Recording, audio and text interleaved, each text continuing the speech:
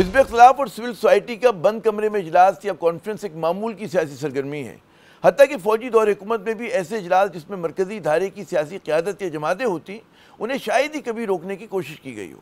लेकिन शहबाज शरीफ हुकूमत तो मार्शल दौर के भी रिकॉर्ड तोड़ने पर कमर बस्ता नजर आ रही है। हुकूमत ने पहले तो तहरीक तहफ़्फ़ुज़ आईन पाकिस्तान के प्लेटफॉर्म तले होने वाली 2 रोज़ा कॉन्फ्रेंस के इनकाद में रखनअंदाज़ी की कोशिश की।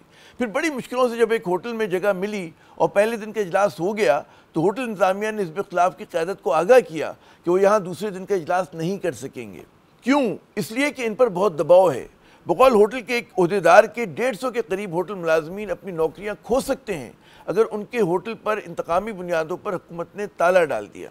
हिज़्ब इख्तिलाफ के सीनियर कायदीन इस फुटेज में, जो भी हम आपको दिखाएंगे, होटल इंतजामिया को वो कहते हैं ना, तसल्ली दिलासे देते दिखाई दे रहे हैं। यहाँ देखिए 150 एम्प्लॉइज हैं, रोजी रोटी है, ठीक है। मैं उस एंगल से देख रहा हूँ। पॉलिटिकली आप बिल्कुल राइट पे हैं सर, मैं कोई चीज़ ऑब्जेक्ट नहीं कर रहा। तो कल आके देखें, आज नहीं कल नहीं, शायद कल ना आए, 2 दिन बाद आके लॉक करके चले जाए। What I can do. क्या ये बिला वजह का तनाज़ा नहीं?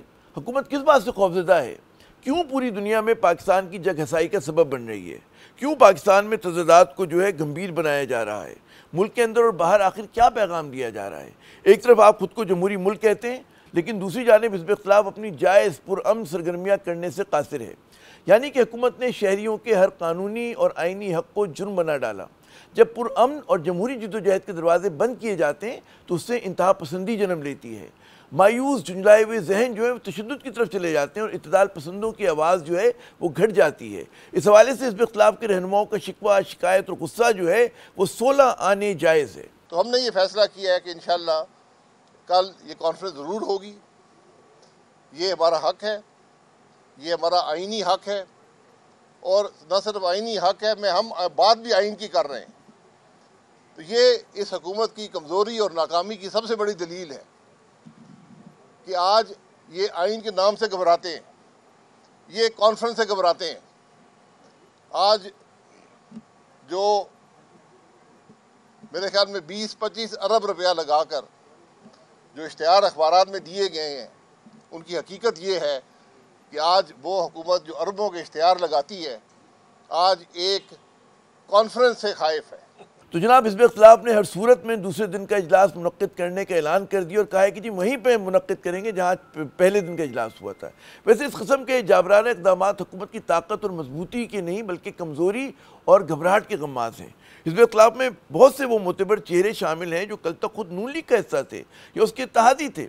अब उनसे शहबाज शरीफ को या शहबाज शरीफ साहब की हुकूमत को किस बात का खौफ है? इस 2 रोज़ा कॉन्फ्रेंस में हिज़्ब इख्तिलाफ के एजेंडे पर आइन की बालादस्ती और मुल्क में सियासी इस्तेहकाम जैसे नुकात ही तो हैं।